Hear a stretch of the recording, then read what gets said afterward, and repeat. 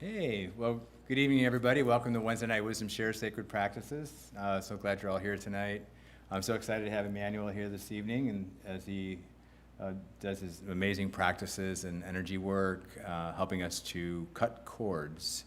I had an amazing experience with him, a few months back, where I went for a private session with him, and I don't know if you brought it up or there were some things going on with a couple people in my life, and that I just really needed to let go, and I was having a real hard time. And he did this really powerful, almost ceremonial, at least that's what it felt like to me. And so I really appreciate that, and that's why I invited him to come tonight. I'm so excited to create that space not only for myself, but for everyone, and I'm so happy that you're here to share that great wisdom and insight that you have, a sacred practice. Oh my God, I just hit the wrong button. There we go. Next week, we have this amazing speaker, me. I'm going to be sharing on the passion of the soul. And I'm going to be talking about 3 questions that we could ask ourselves, recognizing that no matter how young or old we are, we're always growing, we're always evolving, and to kind of stay on our growing edge, to really follow our soul's passion, and sometimes watch how we might be hiding out, and kind of open ourselves up to new possibilities, and kind of throwing the doors open, but not in a way where we have to feel overwhelmed. It's kind of a nice, gradual way of listening, going within, and asking our inner guidance. So that's going to be happening next week. I'm going to do a little sacred practice around that. We're going to ask a few questions, a little bit of self-inquiry. I like to call it soul inquiry. And we'll have a nice experience. And by the end of the evening, you'll have a bit more insight about what you want to follow. I always like to think of it as following our passion. We don't have to find our passion. It's something about we're following what was already there. So that's next week. The following week, we have on the 3rd Wednesday, we have Peter Bedard's going to be back, and he's going to be doing another event, workshop on loving your pain. Learn to lovingly embrace pain, physically, emotionally, and spiritually, and harness the healing energy that it has to offer. So Peter's done a lot of work when it comes to healing his own body, and it's helped many, many other people heal along the way. He has a 10-point healing process called Convergence Healing, and he has a book with that same title. So he's done a lot of work in this area. And then the last Friday this month, we have the one and only Jeff Kingfisher is going to be here, and we're excited to have him. And he's going to be sharing again on inner silence and the path to deep listening. Of course, Jeff is a phenomenal musician and songwriter, composer, and he really knows the science around music, science and spirituality around music. And so he's going to create this space for us to kind of have some space between the notes, if you will. And in one of our conversations, I don't know how far down he's going to talk about this, but one of the conversations we had is he said, it's the space between the notes that makes up the music, not necessarily the notes itself. Combination of the two, of course, but the space is what really gives it the, right? Does that sound accurate, Jeff? Am I doing a good job? That's the starting place, yeah, for sure. Yeah, good, okay. So we're looking for him to take us on a journey that night, the silence within music, the spaces between notes, the empty air within rhythm, and bring us to an open place within where we can more deeply receive. So, and I'm really excited about the first Wednesday of next month, because Reverend Vince Kiefner is back. He's been out of town over this. He got out of here for summer, and he's coming back for the fall. And he is a most amazing teacher. He really understands spiritual principle and how to use it in our life in a real practical way. I love him as a teacher. He just always has amazing stories that make it relevant. So come see him the first Wednesday of November.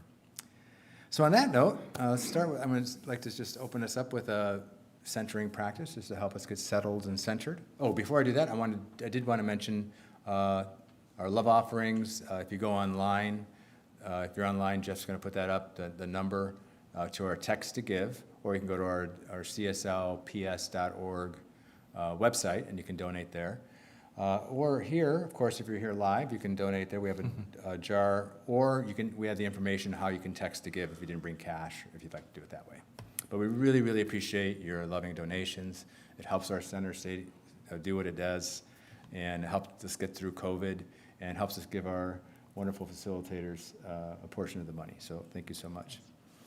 So let's do a centering practice. Give ourselves permission to stop everything and to be here now. Just take a few conscious breaths now. Just noticing our body sitting here, wherever we are in this particular spot. Just bring our full attention, our full awareness to this moment.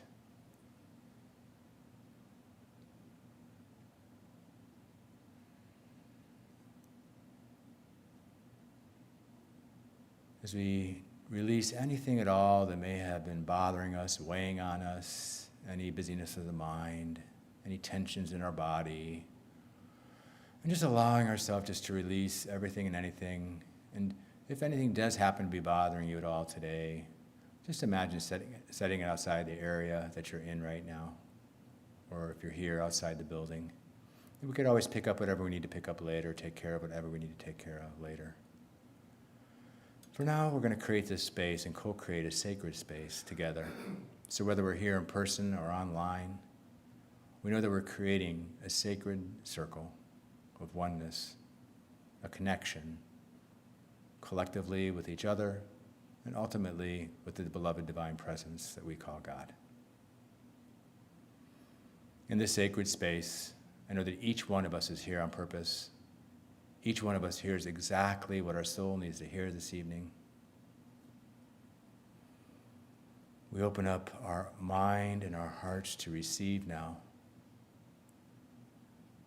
We also surround and support Emmanuel this evening as he taps into and aligns with his inner divine wisdom, allowing it to come through him, as him, in beautiful, profound, and unexpected ways.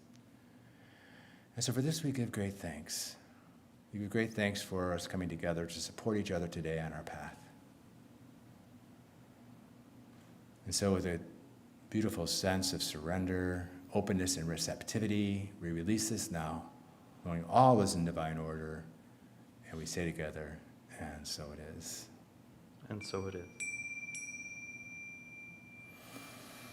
Let's bring our attention back to the space, back to each other, and turn our attention towards Emmanuel.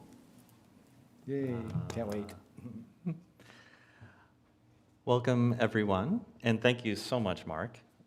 Mark has a nickname of Meditation Mark, and gives incredible sound experiences and all kinds of stuff, does so much for this Center for Spiritual Living, and he's a dear friend. And it recently was my first Reiki Master student that I got to teach and do stuff. So, and this is the second time that he's asked me, and I've had the honor to speak here and participate. So I'm grateful for everyone that's here and participating. Oh, hi, Gustavo.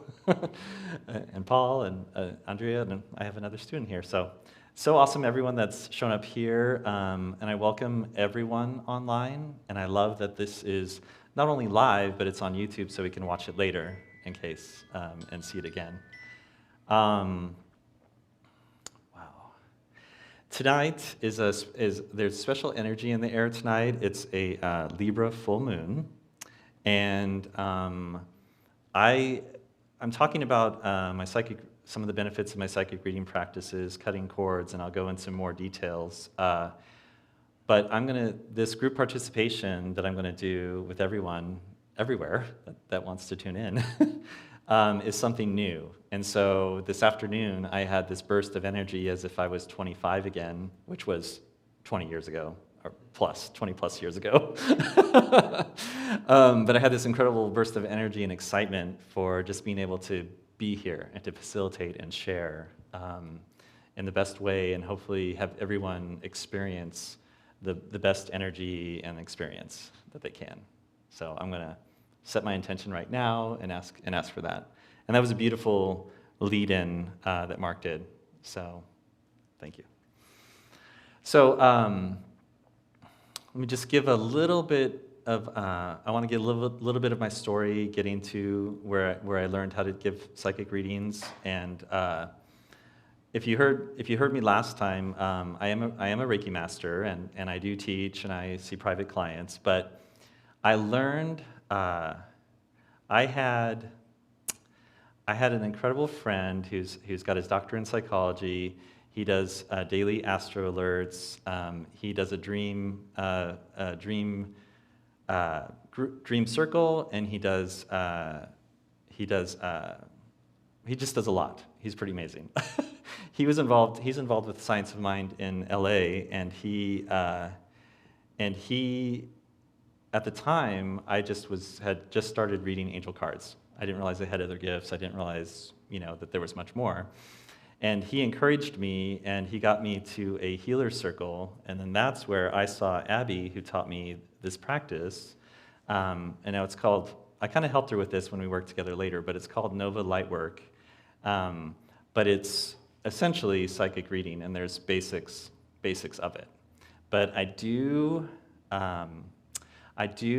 know in consciousness she's out there, and even though we're not in communication at this time, I want to send this beautiful message of love and gratitude, because the work that we did together, we healed so many things with me, and she brought me up to a level of understanding, and she got me to Ireland to assist her with beautiful retreats at ancient stone circles and all kinds of stuff. So thank you, Abby. I really, really appreciate it. So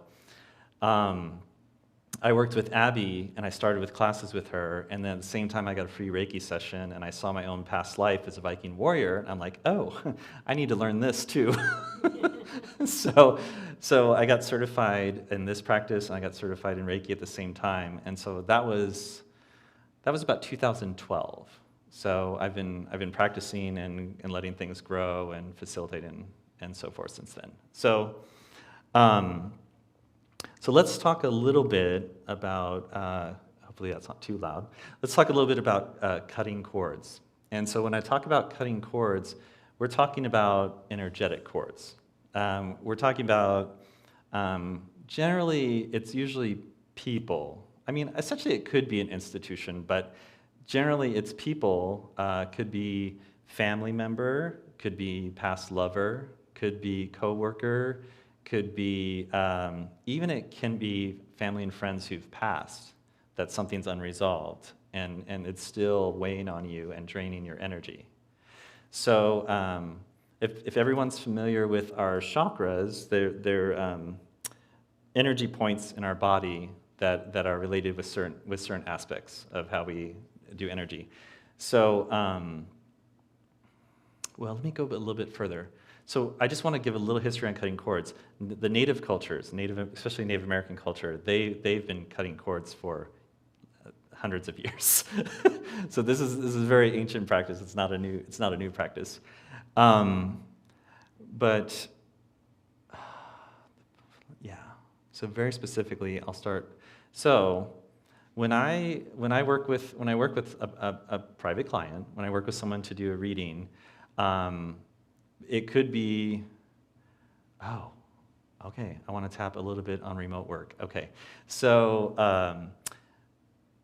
I want to bring a little science into the spiritual work. The theory of quantum entanglement shows that that's something that is connected by some type of energy, but it can be on one side of the planet and it's on the other side of the planet, and you manipulate it and it changes on the other side. So people have asked me, how do I do readings over the phone, or how do I do readings over Zoom? It's because you have that energetic connection. You can work with someone no matter where they are on the planet or where it's around. So science is now actually catching up to the energy work, and we're like kind of merging together. Is that quantum physics? Yeah, it's like quantum physics, really. So when I have a client either in front of me, or I have a client through Zoom, or we're just on the phone, I visualize them in front of me, and do a little opener. And I used to say opening prayer, but it's kind of more like an invocation. We're just inviting our spirit guides and angels. And I'll touch on that. Everyone, even though you don't understand or necessarily believe or feel, everyone has divine beings that help them, that are kind of helpers, that are around you. Some people may not ever see them, or may not ever hear their name, or or anything like that, but they are there. And so when we do that invocation, we're just inviting them to be present and to work together. So it's I visualize them in front of me. I do this little invocation, invite them in, and I see myself with kind of a pyramid of light. I put them in a pyramid of light, and then channel more light in and direct it towards them. And so I'm shining light at their energy field. And and my eyes are closed when I channel, so that I can really let them show me things. And I don't always necessarily see the chords right away. I might see I might see green light, and if I see green light, I see that's the heart chakra, and there might be something to heal there. So then I ask, sometimes, I have to ask a few questions, like, did you recently break up with someone? Has someone recently passed? Has there been a big shift, in work or something dynamic? And because people are nervous and they don't realize that we are energetic, powerful beings. So sometimes if I see a lot of purple light, that's your third eye, at least the way the guides show me, and they might be nervous and blocking what I can see. So if I see that at first, they'll say, the guides will do like I don't know if you ever play charades and they go, this is a film or this is whatever. The guides will say, make them talk. Like if they had a rough experience, let it be like a little bit of therapy. Let them open up. Let them share a little bit of what's going on. And then it's like a veil is cleared and now I can see, oh, there's a big cord here and maybe I can see who it's attached to. And then you can ask them about it. But I can actually use working with Mark, for example. We healed some other things, and then, so basically in a session, I ask people to be patient, allow for them to show me things, and then when they have questions about things that are coming up or that they are considering or things that they're going through, then we can address those questions. So sometimes I don't see the cords until later in the reading and towards the end, because they've opened up and they've really identified it, and I go, okay, now we can look at it and heal it. But when I'm working with someone, and anytime I'm doing this work, we're only a channel, we're only a conduit. When we've called the guides, the spirit guides, the divine beings, they're doing all this heavy work. So it's like being a facilitator and saying we're holding space and we're going, okay, this is here. So I'll kind of see that, Archangel Michael loves to cut cords and is very powerful. but I might see their grandmother. I might see a native spirit. I might see a fairy. I might see, whatever I see, I allow that space to be open and I see. And so I let them know where this cord is attached, where I see it, and then I ask permission, is it okay? Because for it to really facilitate, for really to happen, I need that confirmation from who I'm working with to say, yes, it's okay, I'm ready. Because sometimes if it's an ex-partner, they really hold on to, will we get back together, and all this stuff, and you have to kind of let them know that, of course, if you're both healed and have some distance from the situation and it's different and you want to reconnect, that can happen down the road, and there's always space for that. But right now it's draining too much of your energy. It's really draining you. Now we need to shift the cords and let them work on their stuff.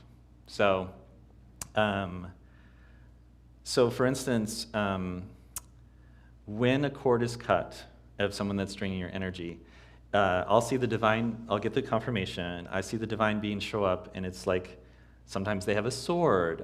Isis has this, she has this wand. There's different ways that can be done, but they cut the cord.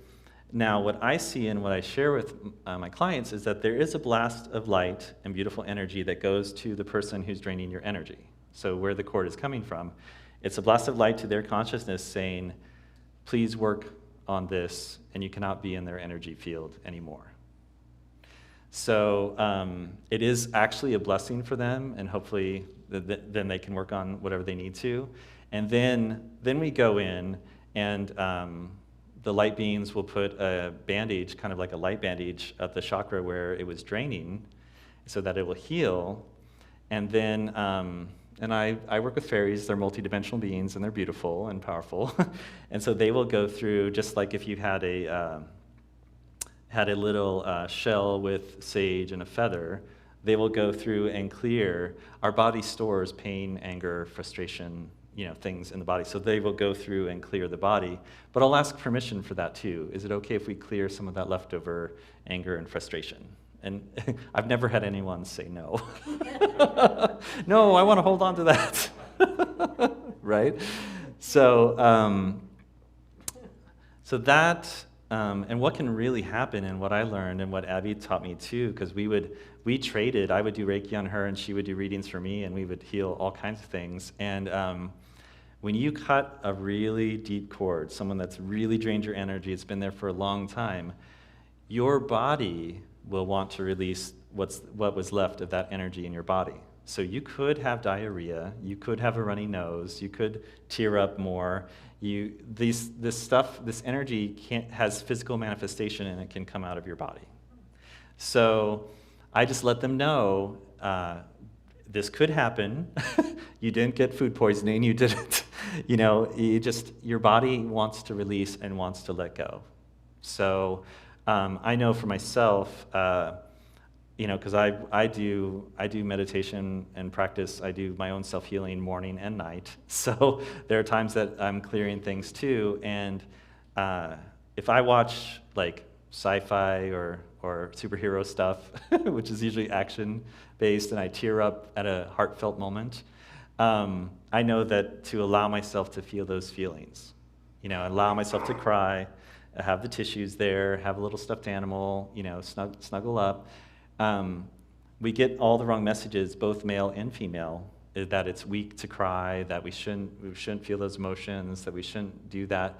And that's actually not the healing process. The strength is letting yourself feel that, letting yourself go through that.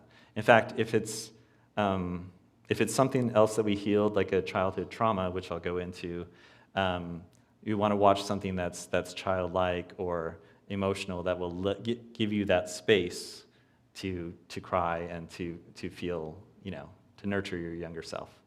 So, what else with cords?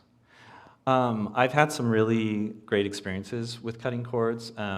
I briefly lived in Idlewild, up from here, and I got to do offer some free readings at this, it was a World Peace event that was on the campus, and I did a 15-minute free reading for Janine, who's a really good friend, and I didn't know her, and she had a boss that was one of those micromanagers that was like, "How are your sales? How are your sales? How are your," like constantly on her and micromanaging her and just driving her crazy. And so we cut the cord with the boss, and that did shift the dynamic in energy. Unfortunately, this boss went around and picked on others, but because she had that dynamic and she had that shift, she came to me for Reiki. She ended up becoming a Reiki 1 and Reiki 2 student. She came to my spiritual retreat. She's just amazing. And those type of things happen when people go, "Oh, this really works," or, "Oh, you did something." Not you. Something magical happened with the practice. So, yes. I will touch a little bit on cutting cords with family or friends who've passed. Sometimes if someone passed and you didn't get to say what you felt like you needed to say, like "I'm sorry," or they didn't, or you hadn't forgive them for something, or there could be a number of things that don't feel resolved. When you go into the space, I believe we all have mediumship, communication, all kinds of stuff. So when you go into this sacred space, I will see a cord and know that something's there, and even though they're not alive, they're still energetically connected, and so we can cut the cord, and usually I get a message like, "Thank you," tell them I love them, just general stuff, but that can be very healing, because when people hold on to that, it blocks them from moving forward, and they play the old tape, and they play a version of that parent that might be negative, and in fact, that parent may have just tried to do the best that they could, and now when they've gone to the next realm, that doesn't even mean anything. It's just pure love. So that means that we living in this plane, we need to heal that and clear it. So I think that kind of gives you an idea of cutting cords. and the dynamics. Yes. Are we ready to talk about past lives? Okay, so I know not everybody believes in reincarnation, and maybe you don't necessarily believe in past lives. And so what happens is in a reading, I'll see a scene, and it might look like medieval times, or it might look like it's ancient Mayan, or it might look like something, and I'll describe the scene, and if it's something that needs healing or needs being resolved, I'll say, this is what I'm seeing. Now, you don't have to believe in it, but would you like to heal it? Would you like to clear that? And usually it's like, yeah, okay, let's do that. One of the most powerful past life things that comes up with a number of people, male and female, is when I see them as a knight on a horse, because there's a chivalrous, I'm going to give all of myself and never take care of myself, and they hold the sword, and that's how they go through. And what happens is the divine beings come, and they try and negotiate them off the horse, put the sword down, slowly take the armor off, and then if there was an oath to service, we put the oath, and then we burn it and let it go. And then when it is complete, they can walk into a tunnel of light, or however it shows up. I just kind of go, I just dialogue it as I see it, and as they give permission. Sometimes when I see past life stuff, it's something that you did that was really amazing. Like I saw one with a client that they were a Mayan priest, and they had knowledge and ceremony and really cool stuff, and that energy just wanted to come back and wanted to be manifest with them. So it doesn't always have to be something, like I've had soldier past lives that healed, like all different kinds of things. And I think it lets us see that there's much more than our linear plane and that's around. So if you just allow and be open to that and see what comes, it can be healed. I will see past life healings during a Reiki session as well. So I'll just see it happen as we go around. But yeah, in my practice and some new things that are coming, I think not only did we have past lives, but I think there's divine alien, essentially, civilizations that are before that we had energetic lives on other planets and all kinds of stuff. So that's going out there. And I live kind of like a comedian lives in a certain amount of comedy. I live kind of out there. And then I try and bring it down to a practical level. Okay, what can we do? So past lives. Okay, now here's a good one that everyone can relate to. So another thing that comes up, and this actually comes up quite often, is childhood traumas. So, and one thing that I've seen that's really rough on the kids is when there's a divorce, and they've gone through a divorce, because they usually feel responsible that they did something wrong, and that they feel abandonment from either the mother or the father, or like there's all kinds of stuff. And what I see is if it was really traumatizing for them, our younger self will overprotect us and block relationships. Oh, nope, they're getting too close. Oh, I'm going to sabotage that. Oh, nope, I'm going to sabotage that. No, you're not going to get hurt. It will overprotect. And so, I can give a great example. Sometimes I get to work at Crystal Fantasy, and I get to do little sample readings and do stuff for people. And there was a big macho guy that came in, and he sat at my table, and we went in, and so basically I'm like, I see a younger version of them, and I try and guess the age, and I go, okay, what happened when you were 4? Because they ask about what happened when he was 4, and he goes, oh my God, that's when my parents got divorced, and right before that, he did say, I can't keep a girlfriend, I can't, my friends don't stay around, stuff like that. And that's when I saw this version, a really sad version of himself when he was that age. And so he's like, when I said it, he actually started, because this was pre-COVID, so we were actually kind of touching hands. So he started shaking, and I could hear, my eyes were closed, but I could hear him tearing up a little and making, crying a little. And he goes, I didn't expect to do that. And I said, the reason why you're pushing away and sabotaging is because your 4-year-old self has been protecting you this whole time. And so I'll see a divine feminine come in, and I'll see a divine masculine come in, and they usually embrace the child, and they'll stay in a bubble of light, and then they'll go to their heart, and they'll let that heal. And so definitely, and so I try and remember the age of the trauma, because at that age, you got cheated on something that was fun and exciting, that you would get to do. So another way to heal it, besides watching Never-Ending Story, which is a great film, but another way to heal that is to, it could be something simple like going to get big ice cream cone, but definitely going to an amusement park, going to the park and playing on the swings, or going to the beach and making sandcastles. Anything that you can celebrate and do something that young, sad, young version of yourself felt robbed of and didn't get to do. So when you do that, then you're honoring your younger self, and it just helps that heal. Because basically you want your younger self to go, oh, I'm okay, and you want the energy to integrate and catch up with you now.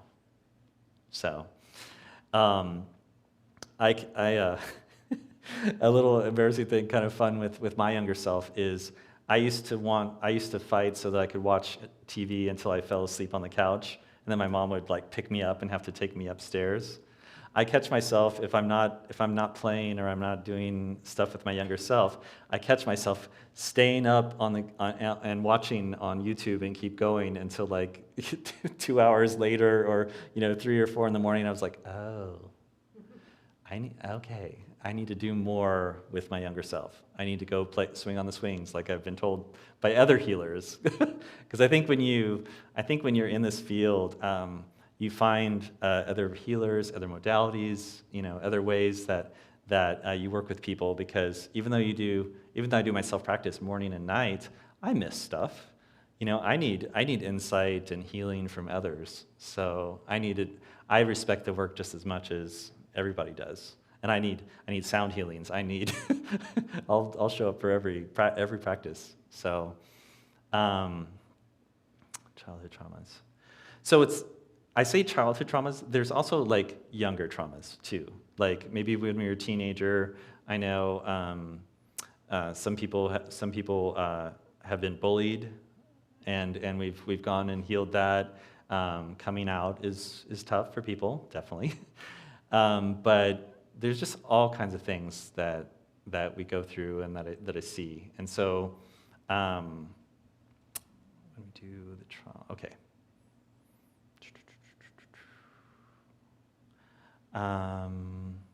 Other benefits of reading and healing. Okay, so I kind of touched on quantum entanglement and a little bit of the quantum science. I've had clients tell me when we're on the phone, even not necessarily on Zoom, but they're like, "What are you doing? I feel this in my body. I feel this tingle. I feel I feel the energy. I feel it's when you're in connection with a healer, you've said yes, and we are powerful beings, and we want to heal ourselves.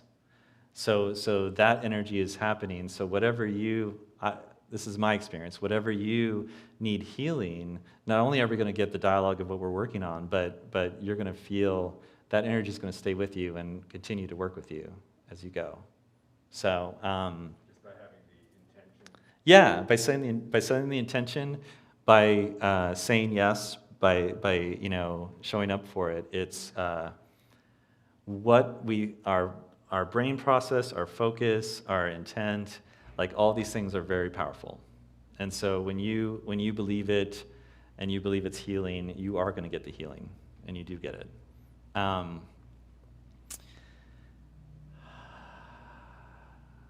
Okay, So I talked about the different traumas and the healing. Oh, yes, let's talk about manifesting. Okay. So I definitely, like some people that have heard of psychic readings, they try and ask future questions. And I'm very careful about that because we have free will and timelines can change. You can decide to do this at the last minute or decide to do that. And so what I will say or what I will see is I might see a little bubble or a little vision of something that looks like it's in the future for them, like a new project or new job or new place of living or something. And I'll go, I'm seeing this opportunity. How does that sound? If it's, would you like to manifest that? You know, and so we'll do a practice of pulling that bubble in and giving it more energy and sending it up, you know, because then you're taking advantage of the energy and that's together and all of our guides, like a concert of people working on your dream. So, so that can happen. Sometimes I'll get guidance exercises. Sometimes if they really want to get a new result, I'll say let go of your judgment because I'll tell them to do an actual vision board. and like one of my friends that I know from LA that I've known for a long time, he was at my table sitting across from me, and I said I can already hear your thoughts, what you're thinking. You're thinking this is silly. I'm not. Why would I do this? And the idea of a vision board is letting go of that your left brain that tries to analyze everything, control everything. You're getting into your right brain, which is more creative. You're also getting into a childlike state because you're cutting out pictures. You're using glue. I encourage people to use glitter, all kinds of things, and you're doing something that's very creative, very open. You like, okay, maybe here's what I want to happen. But then, if you have that success, what are you going to do then? Do you want to go on a trip somewhere? Do you want a new house? Do you want to do like just include these wonderful things that you would like to have have come true, like have come to you. And I've assigned myself. I have my vision board just recently that I did that's right across from where I do work and with clients and everything. So what's great about it is the client's guides will show me exactly what they need and will clarify things and do stuff. And people have asked me, like, how did you know this? Or, you know, or where did that come from? And I said, I don't know it. Your guides showed me. We've just created this sacred space that they can show things. And it's, I believe, yeah, I want to talk about it. It's like I'm talking out to everyone. I believe within our human design, within our DNA, we have gifts. We have telepathy. We have telekinesis. We have all these things that are magical parts of our design. And people have asked me, like, do you think you have special gifts that are different than others, or can everybody learn how to do this or learn how to do that? And I think we can do anything if we set our mind to it and we believe in it. And so, like with Reiki, when I do attunements, which is activations, I think it's like taking the golden key into the DNA and going, you know, just turning it on and going, oh, here you go. Here's some direction and here's how to do that. I think just giving some tools and some experience and some coaching on how to do things. And what I try and tell people that I work with and definitely students is you're going to find your own gifts. Something special is going to happen. You know, you can take that energy into making the most beautiful restaurant and that brings love to people. You could go have this career in real estate. You could do environmental wonderful things. You could, like, when you raise the vibration, when you connect to consciousness, when you believe that good things are happening, you know, they come. I believe they come.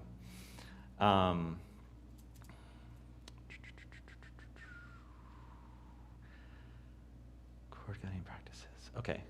I'm going to pause for a moment. Do do we have some questions that anyone has? I know you have notes. Oh, I haven't thought of a question yet. Oh, okay. I have a question. Oh, yeah. Should I get the Do you need the microphone? There's a pause because we're getting the microphone.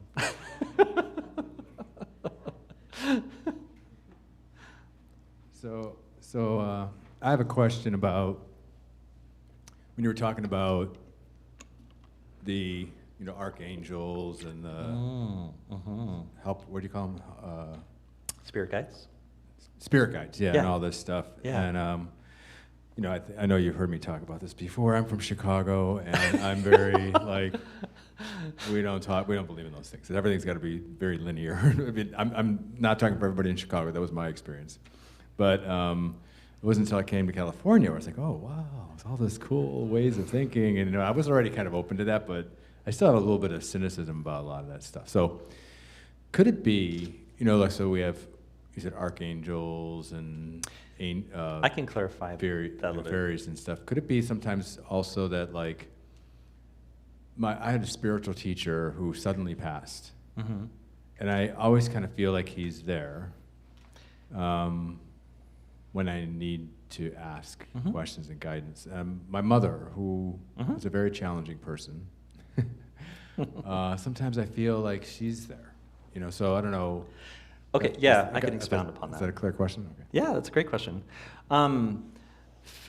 Family and friends can totally be guides for us. That reminds me of a story that I'd love to share. When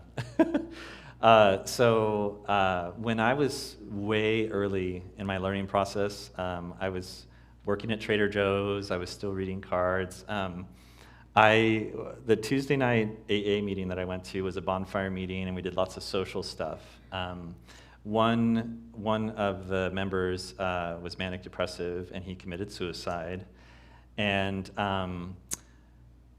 he was very shy in some ways, and so I was probably on his second tier of friends. Like he had 4 or 5 that were good, and then we knew each other well and went to a number of things together. I was working at a very busy time at Trader Joe's at the cash register, and someone else had recently overdosed and had an experience. So two AA people recovery people had come through my line, and Sagittariuses like to know a little bit about everything. And so we talk about science and all kinds of stuff.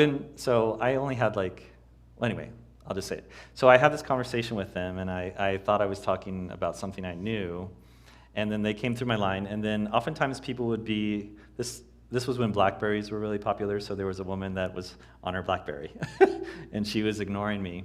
And all of a sudden, this is, while I'm at work, I saw this very large version, his name was Hunter, and so I saw Hunter's face, almost like the Wizard of Oz, like very high up in the ceiling. And I was very cynical, and I was like, oh, there must be something left in my spinal column. I'm having some type of flashback. I'm going to ignore him. Don't see you, dee. And then he goes, it's me, damn it. And oh, okay. And so this all could have happened in a matter of seconds, but it felt like this whole thing. So I just felt like a version of myself, like my face flowed up to his face, and I went by a nickname. I went by Manny at the time. So he goes, Manny, are you a doctor? I said, no, I'm not. Obviously, I'm not a doctor. And he basically goes, there are people that need to be on medications, and you've only had Psych 101. You are not. It's not your place to talk about all those things, And I said, oh, okay, I got it. And so, and then he couldn't be too serious because that was his personality. He started telling me some jokes, and we kind of had this little conversation, like floating up here, which could have only been a few seconds. But so we were up there, and then it felt like it was done, and so I felt this kind of floating back into my body, and then I was like, I got the chills. Like, did that really happen? Like, what what just happened? And I kept working and I kept doing my things. But then I heard him say, he said another joke. But I didn't see his face. I just heard his voice clearly say a joke. And I just kind of grabbed myself and I said, this is not the Sixth Sense. I can't handle this. Are you going to be here all day? Because I'm not ready. And so I called up Michael, my friend that does the astrology and has a doctorate in psychology and all this stuff. And I said, is this real? Did this really happen? Or was that all just my imagination? And he goes, did you have Hunter's picture and candles lit? And were you doing a seance trying to invoke him? I was like, well, no. He goes, did Hunter know that you weren't afraid of death and that you had an open mind about things and he had something very clear to tell you, right? And I said, yeah. He goes, now go to the Bodhi Tree, which was a really cool spiritual bookstore in LA, and he goes, go pick up a book on mediumship and read it. It's one of your gifts. Okay, bye. And I was like, oh, okay. So, and when I went to the bookstore, I picked up some things, and there was an intuitive at the cash register, and she said, did you know your friend's here? And I was just like, I was really skeptical, and I was like, what do they look like? You know? and she described him to a T, and I was like, okay, all right, why is Hunter with me? Why is he following? Like, why is he with me? I was freaking out a little. And so I finally get to this healer circle, and I get to see Abby talk about this practice, and it's amazing. And it's this gorgeous big home, and it had a lovely entryway, and it had one of those wooden staircases in the middle that goes up. And so I was sitting right in front, and this other woman, Amaya, who was also watching Abby, she looked at me, but then she looked right beside me, and then her eyes darted across the room, and I was like, oh, that's weird. Okay. So I went up to Amaya after, and she said, you know that your friend was here? I was like, oh, God. Okay. And then again, I was like, what did they look like? Because I didn't fully know. So she said he was really tan, he had dark curly hair, wearing jeans and a t-shirt, and like exactly what Hunter dressed like and looked like. And I was like, okay. And she goes, I saw him, but then he saw that I saw him, and he ran off down the hall. He just dashed away. And I was like, yeah, he didn't like attention. Yeah, that's him. So I realized after looking back at that Hunter was making sure that I got to the spiritual store and that I got to the healer circle so that I could meet my first spiritual teachers. So he was my spirit guide. So I think that, like my parents, I did end-of-life care with my parents before I moved here in spring, summer of 2019. And they speak to me and show up in different ways all the time. And so, like the first Father's Day, I didn't get to call my dad. I had all new lights and everything in the living room, and my light went completely on, and then went off, and then came back on. And I was like, oh, happy Father's Day. So I think they're with us. I think they can definitely be guides. And I try and tell people, I may mention archangels or I may mention different things. Even if you don't necessarily believe that they're beings, if I'm talking about Archangel Michael, I'm talking about walking through fear, protection, things that like specialized energy, right? And so in my experience, they're real because they show up, they show an image of what they are, they do stuff, but I didn't always see that right away. Like, I just had, different things and different ways they show up, so at some level it's symbolic too? yeah, it could totally be symbolic. That's why, I think our brains want to define everything. Like we want to know this is real, this is what it is, this is how it works, this is the thing. And I think when we tap into this work, that kind of just like, it's kind of like I'm just going to see whatever I see, I'm going to share it with you, and we're gonna go with it. Yeah. Because what Abby taught me early on, she said, if you see something that looks silly, like a little stuffed animal, or you see a car, or you see whatever, you're shown that image because it means something to whom you're working with. So that might be tied to, that was their favorite stuffed animal that reminded them of their mom. Like this, whatever image comes up, you just go with it and you see, and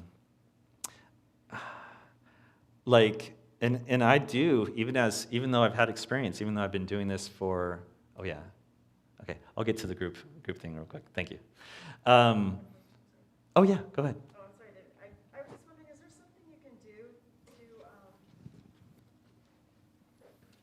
is there something that you can do to help kind of awaken your intuition? I know when I was younger, I used to kind of do stuff, not a lot like you, but I remember like one time, and sometimes it's not socially appropriate. My uncle had gotten his girlfriend pregnant, I think, and so they came to visit, and then they were like, well, there was a reason why we came, and I was like, oh, well, he's going to tell, and she wasn't even showing, and I was probably 8, and I go, oh, because she's going to tell us that she's going to have a baby, and I'm going to have a cousin, and then my Yeah. parents were like, don't do that, you know what I mean? Because it wasn't, like, at that time, it was in the Right. 70s, it wasn't even, like, okay, but I know I've had things happen, but I don't know how to do that anymore. Like, I think when you have things like that happen and people kind of suppress it a little bit, what can you do as an adult to awaken those feelings? Or those thoughts, or those... Yeah. Well, one thing I can say is I'd love to have a session with you, because then we could heal. We could go right back to when you were that trauma, because that's trauma when someone tells you that that's not valid, when someone tells you not to do that, because that's the purity of your gifts, and that's coming through. And so, like, if I were to work with you in a session, we would go right there and we would talk to your younger self and see what she needs to heal. Well, and feel I supported. forgot all about it till you started. I actually Yeah. forgot it even happened till just like earlier when you were talking. So Well, so this is really cool, because I'm getting ready to do a participation for the last portion. So instead of a chord, why don't you hold that image, and we'll work on healing it okay. and doing that. So, but those are main pieces in doing the work. But there's other ways to foster and even just getting some oracle cards, doing some guided meditations, one thing that I learned from the program, which is really the AA recovery program, is they say prayers are talking to God, but meditation is listening. And so if you're in that open space and you allow and you just relax and see what comes, like, that's when you're going to go, oh, you'll see something else, or oh, something will show up. Mm-hmm. And then also one thing I learned from a life coach that was when I was in treatment, 2002. If you have a favorite space in nature, like maybe in the forest or the ocean or something like that, if you can visualize yourself, just you at the ocean with the water, or just you in the forest with the birds and the trees and the squirrels and all that stuff, if you can see yourself there, just relaxed, just sitting, and you can stay there for a few minutes, that's when the butterfly comes by, or that's when the whale tail flips, or the porpoise jumps, or there's your guides will show you in some way, like a communication, And so, like, that's one of the things now, since I've been to stone circles in Ireland, I'm like, I want to go to Urach, I want to go to, I want to go to Sedona, I want to be in the vortex. But you just find that place, like, that brought you a lot of joy, or that you feel connected. But nature's really good, because we all kind of know what that sounds like. Like, last time I went to the tide pools in San Diego at La Jolla, the sound, the power of the waves, like, I couldn't hear any of the people around me. It was just, it just came over me, and I can watch that little video that I did, and I can go right there and do that. Does that help? Yeah. Okay. Does anyone have any more questions before we do, like, kind of a participation? Okay. All right. I'm gonna drink a little water. I actually saw a thing on the consciousness of water and what water is. So, I was like, oh, we're not treating the water right, and we need to make sure it comes down and do things. So, water has its own consciousness.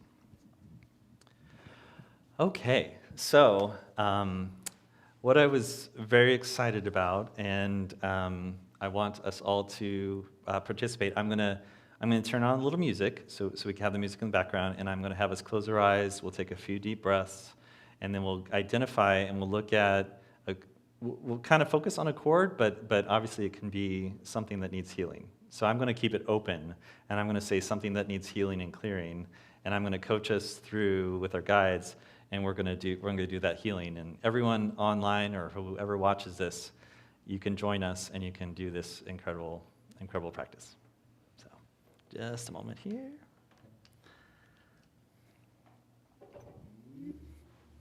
That's my speaker turning on. So, where'd you get? Okay. Da-da-da-da.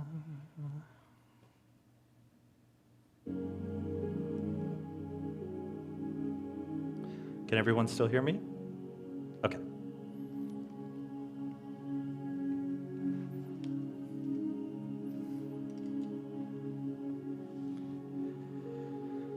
Okay. I want to invite everyone to close their eyes. Now together, let's take 3 deep breaths. I'm going to guide us through as we go, but we're going to inhale through our nose and we're going to exhale through our mouth. So let's take a deep breath in and exhale. Let's take another breath in and exhale. Let's take one more deep breath in. Hold it for just a moment and exhale. At this time, in this sacred space, I invite in all of our guides and angels, all family and friends who've passed, all wonderful, positive light beings. We are here in this space. We are all connected together. And let's take a moment to see something that needs healing. We could see that there's a cord to a coworker or to a family member that's drained too much of our energy. We can you can see a trauma that happened when we were younger where someone was discouraged us, told us that not to do things that we knew were pure and true. Let's just find something and focus on that, and know that this is something that needs healing. And when if it's a cord that we're cutting, and it's a family member, you always have your higher conscious love connection that will always be there.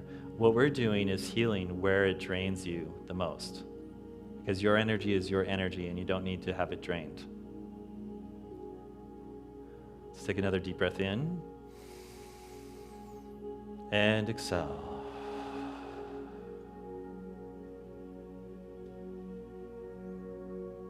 Okay, now that you have this focus in front of you, just try and focus on this. Now, when you're ready, you give permission. Your guides are asking you for permission to either cut the cord or to do some healing. So at our minds or spirits level, let's give a sacred yes to this healing. Yes.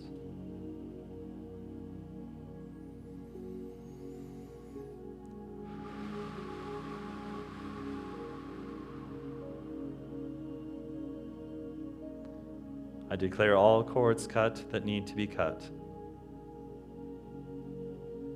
I declare the healing of our younger selves.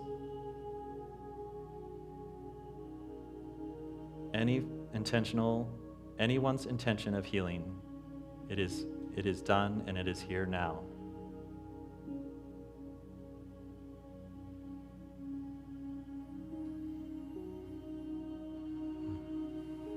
So I challenge everyone at some level,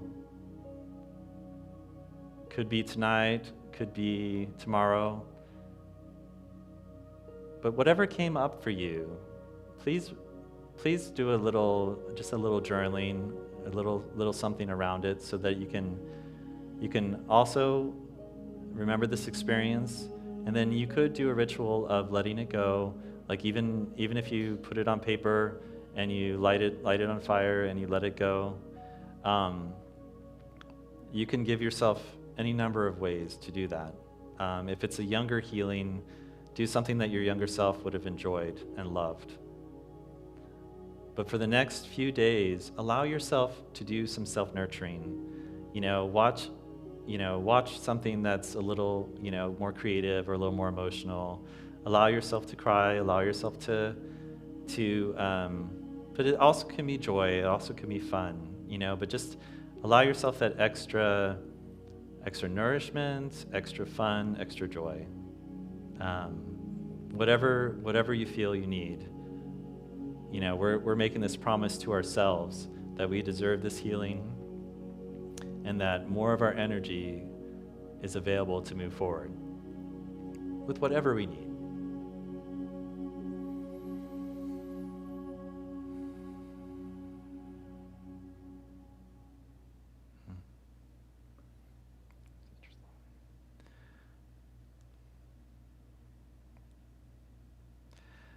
So I declare this healing. I meant to stop that. I declare this healing whole, complete, and perfect, as before, as is now. Namaste.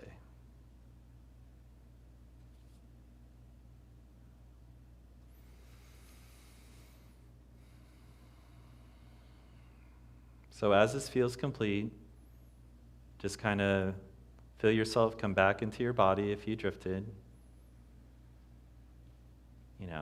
Be present, wiggle your hands, and when you're ready to open your eyes and be present, you're welcome. The space is open.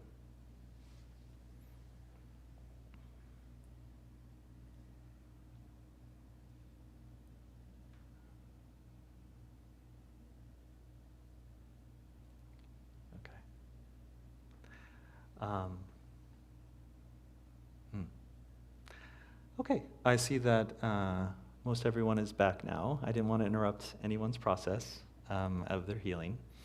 So I think do we have a little bit of time left? Okay. So what I would love to hear from you guys, definitely in our audience, what did you, maybe what you saw and maybe how that felt, what felt present in that process? Would anyone like to share? Okay.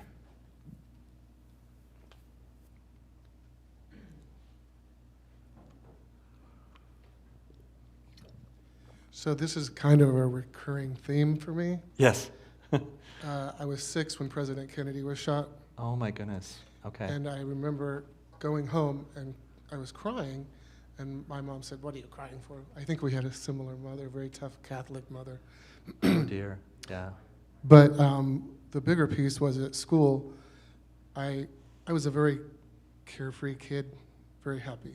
Mm-hmm. But I told my first grade teacher that, "Why are you crying? It was only the president." I don't know why I said that. But I know that she turned on me from that moment and took away my happiness. Basically, I blocked the rest of the year. I have a memory of 3 and 4, and that the rest of that year until we moved, I still can't remember. And so what came up was when I was an adult in that house, and my little 6-year-old boy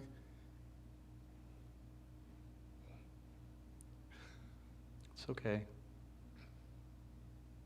Yeah. crawled in my lap. Yeah, I feel it. So I was able to nurture him.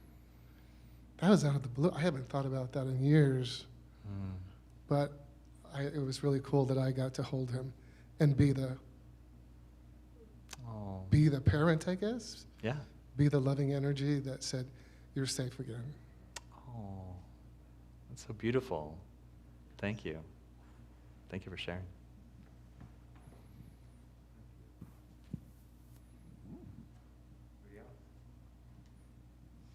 Gustavo? No?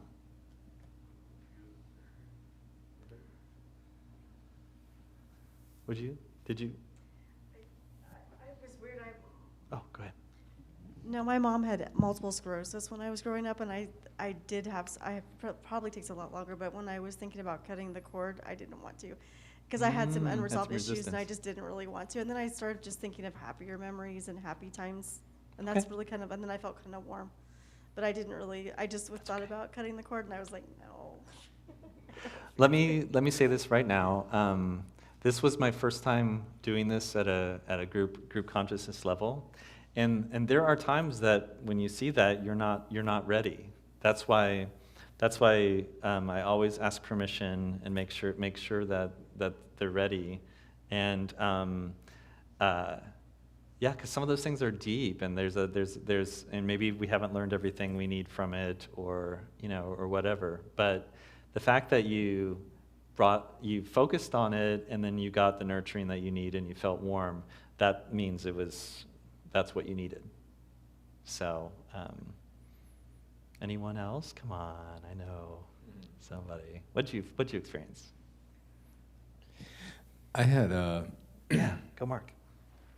when you asked that question about healing, a number of times you're bringing up this child, and I wasn't really thinking about that, but I had suffered with paralyzing insecurities when I was younger. Very, very shy. I wouldn't talk to adults. I was abused as a child, and some insane family dynamics, and so I had I was just talking earlier about my mother being challenging, and I do see I've healed that with my mother. I really have, and I felt like she was in some level my great teacher. But I still have these insecurities sometimes, and I don't like them. I feel like they block me. Yeah. And I want to just fully self-express. I don't want that to be holding me back, to stop me from, basically what I realized in that practice was, or that session, or that I hide. And I don't really, there's something in me that's calling me to step out in some greater ways, but I just don't do it. I keep hiding. And I know that, so I asked during that process, and I didn't want to cut the cord from my mother in that sense, but I felt like it was kind of a combination of cutting the cord of who she used to be when we were growing up, and cutting that within me that still feels that insecure. Like this coming Sunday, I'm speaking somewhere, and it's like going to be kind of this, it's a larger community and stuff, and so I'm kind of, all that insecurity is coming up again, and it always comes up every time I do step outside of my comfort zone. And so maybe some of it's kind of normal, I look at it that way. But then I did a kind of a process when you did that.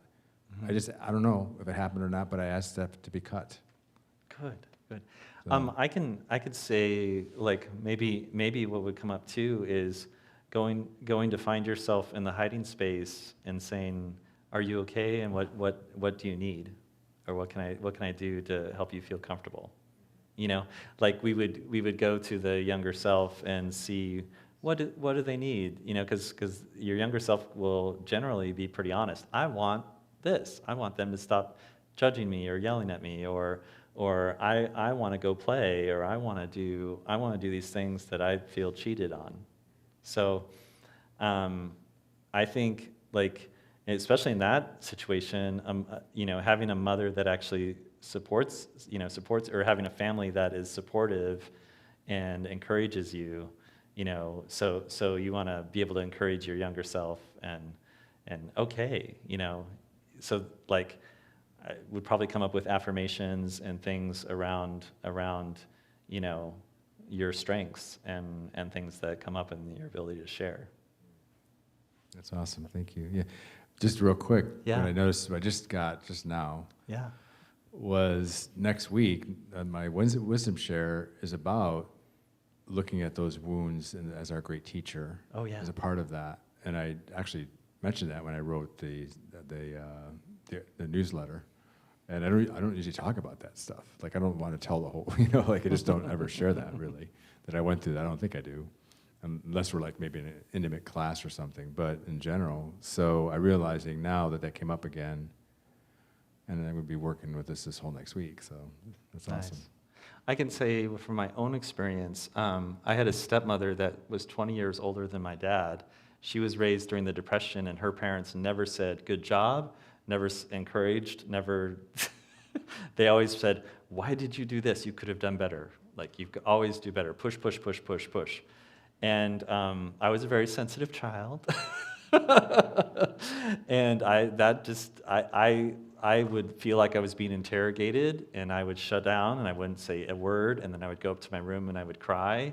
And so, like, when I went to treatment, all the staff members take notes on when you break down and when you do stuff. And so the counselor pulls me aside, and she goes, we just start talking, and she goes, I mentioned the word self-esteem, and you start crying.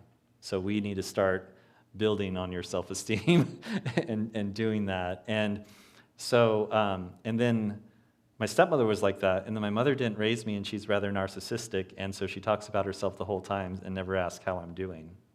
So I don't really have an actual mother figure that was supportive and encouraging and do all that stuff. So in my practice, I think of creator goddess that helped design the universe, and she's divine mother, and Mother Earth is my mother. She has consciousness, and so I try and seek motherly support and motherly love in like different ways, and see it as well. So, and I've cut cords, and I've done other things around both my mothers. So I guess we're about, yeah. Well, I'm honored, and it was so grateful to have all of you here and everyone online, and yeah, thank you.